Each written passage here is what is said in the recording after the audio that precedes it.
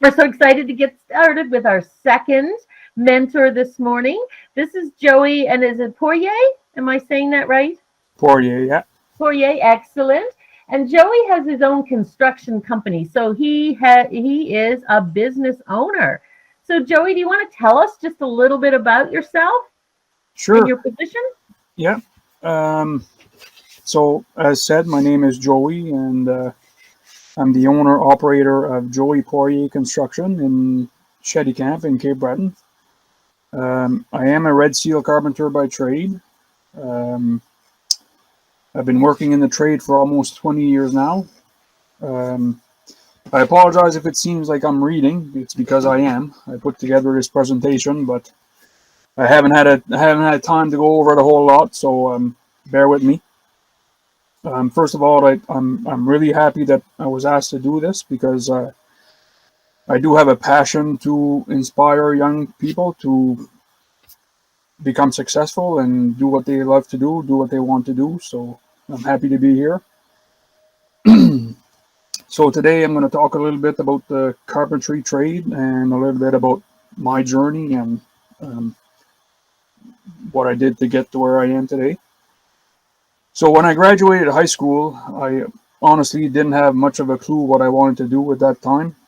Um, my cousin had graduated a year before me and was in a protective security course in Truro. So it seemed kind of interesting to me, so I figured I would follow in his footsteps and give that a try.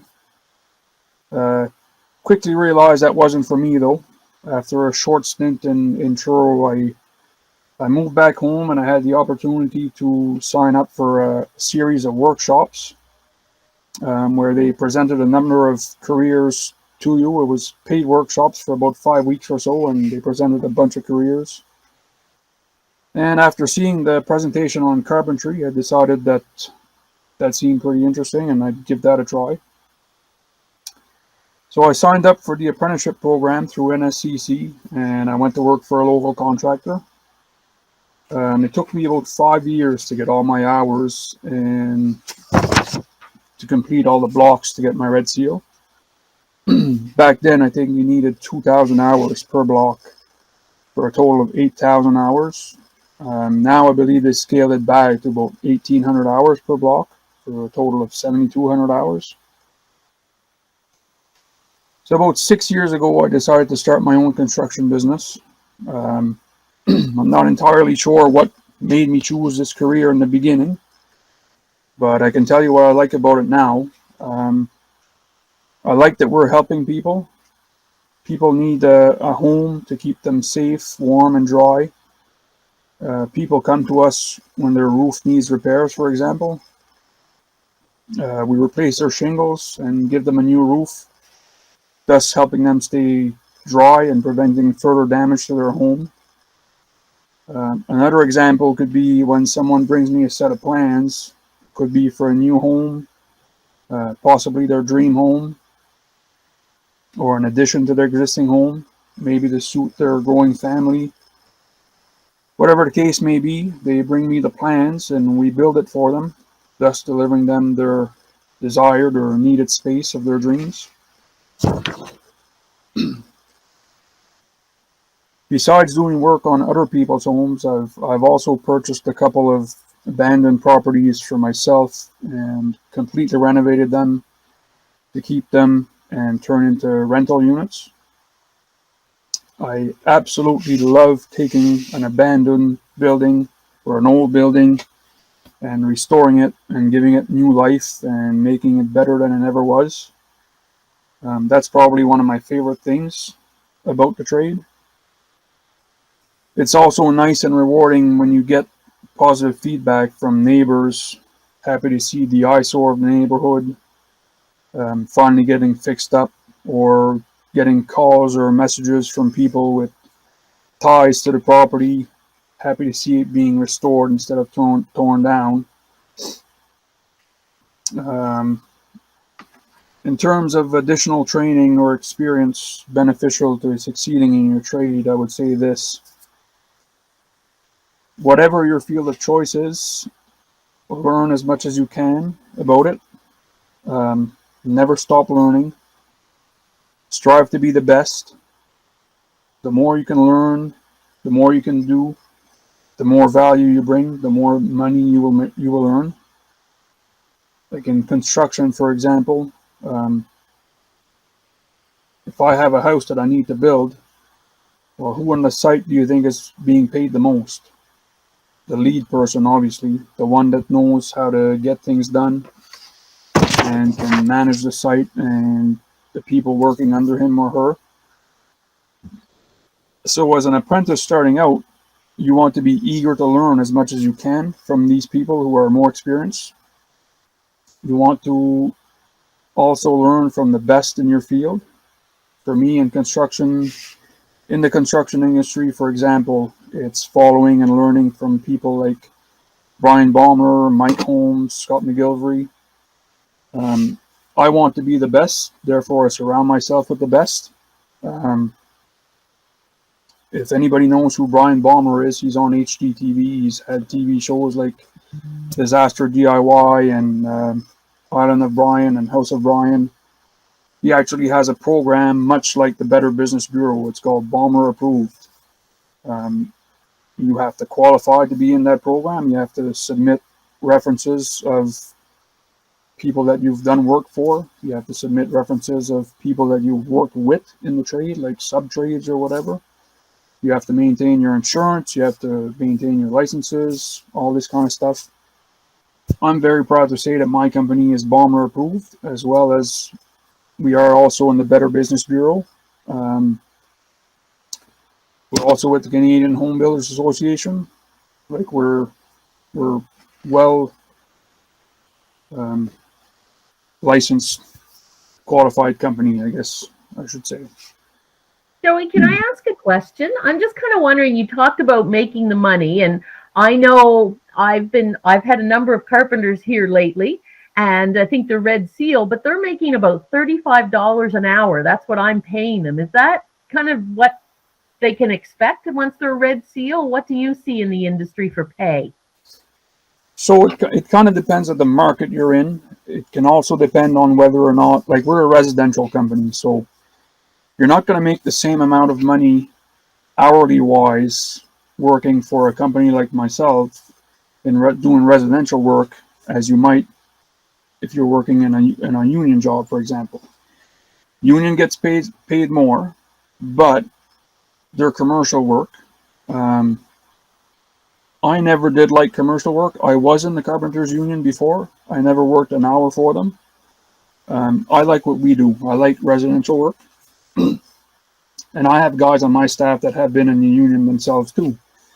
And they actually prefer working for me as well, I think, because we're more steady, I think. Like when you're in a union, you can work on a big job, but then you might have a little downtime between jobs. Where we're pretty well year round. Like there's not a whole lot of downtime. So it's a little bit less hourly, but probably works out to about the same, or I feel you might even make more. Like if you're qualified for me, like my top guys, for example, make $28 an hour currently. Plus we have a benefits package, so they get the dental and medical and all this kind of stuff as well, right? So it's that's excellent. And so I feel it's rewarding financially and all that kind of stuff too.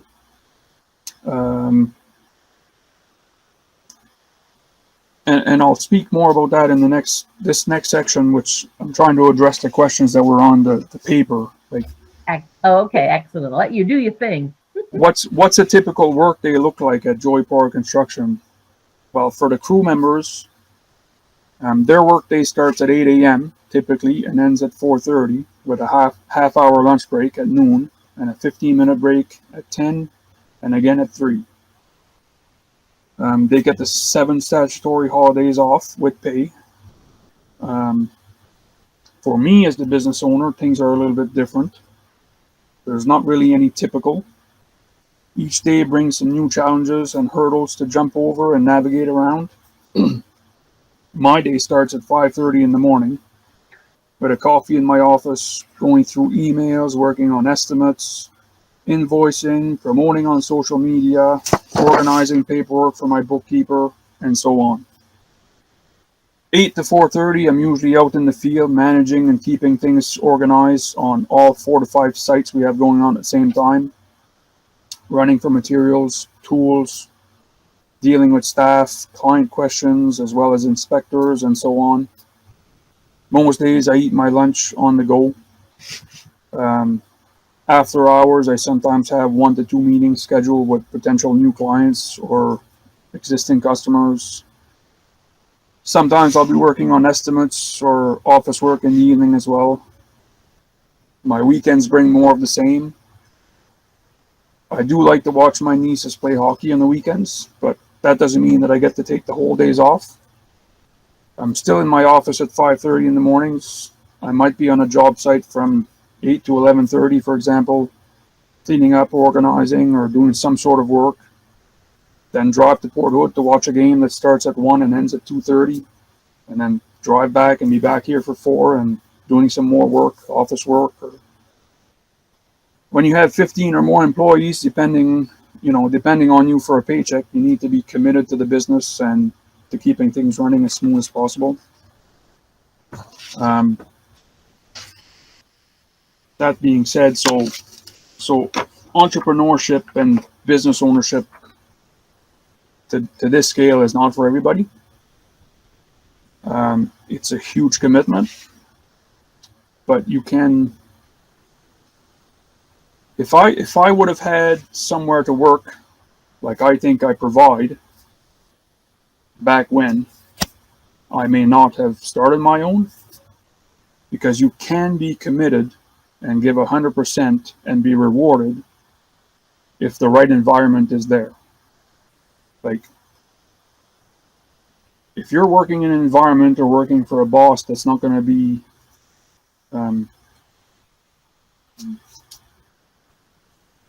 good or rewarding or whatever, then you're probably not going to want to commit as much. I provide the opportunity that if you want to commit to my company and you want to do the best you can, and you can work more hours, and the feeling is that the more the company is going to succeed, the more you're going to be rewarded for it, above and beyond hourly wage. Like, we're only a 6-year-old company. We're still growing. We're still expanding. And I tell my guys, don't look at just your hourly rate. Look at making the company as big as it can be. And I promise you, everybody's going to be rewarded in the end. There was a question about COVID. COVID has in some way affected everything and everyone. Construction was deemed an essential service and therefore was never shut down through COVID, but we were and still are affected in other ways. When it all started, of course, we had to put some protocols and procedures in place. Construction materials took a spike in price while quantities dropped. I'm finding myself having to hit multiple building supplies all over Cape Breton to gather enough materials to do one job. That's something we've never experienced before, and it certainly makes things more challenging. So to finish up, I'd like to say a few things. If you do have an interest in this field in carpentry, number one, go for it, because I see a huge demand for more carpenters out there. I myself would like to hire more experienced carpenters as well as apprentices to grow my business. So if you're looking for a place to start, don't be shy to give me a shout. I'm not hard to find. I think I have a couple minutes left, and I'd also like to speak to not only the trades or carpenters. Like I said before, I have a passion for harnessing young people's dreams and goals. I would be very disappointed if anyone has a dream or a goal or what they want to do in life to be discouraged by adults, whether it be teachers or parents or whatever. I have lots of examples I could go over, I have one that I wrote down just before this started. Stan Lee, if anybody knows Stan Lee, creator of Spider-Man and lots of other things. When Stan Lee created Spider-Man, he was laughed at. So he didn't give up. He kept going. So don't ever let someone's doubting you allow you to doubt yourself. Does Sidney Crosby have God-given talent? Maybe a little bit. Sidney Crosby is the best hockey player in the world because when other kids were out fooling around, Sidney Crosby was shooting pucks in the basement. Nothing is impossible. Anything is possible if you want to commit. Yeah, absolutely. That's so true about so many different things, from schooling to personal life to, whatever it is you want to do in life. I totally agree with you, Joey. Um, Anybody has any questions, your teachers are welcome to put your mic on, or you can type them in the chat and we'll ask Joey any questions that you have. I know here I've been getting carpenters is really tough. There's such a demand for carpenters right now, and finding somebody that's available. Most of the carpenters that I know are booking into next summer, and into the fall. So, there's tons of jobs. And we do have a question in the chat. Middleton Regional High would like to know, where did you go to school? I went to NSCC in Sydney. In Sydney? Yeah. Yeah. And where did you go to high school as well? Oh, NDA here in Shettycamp. And yeah, perfect.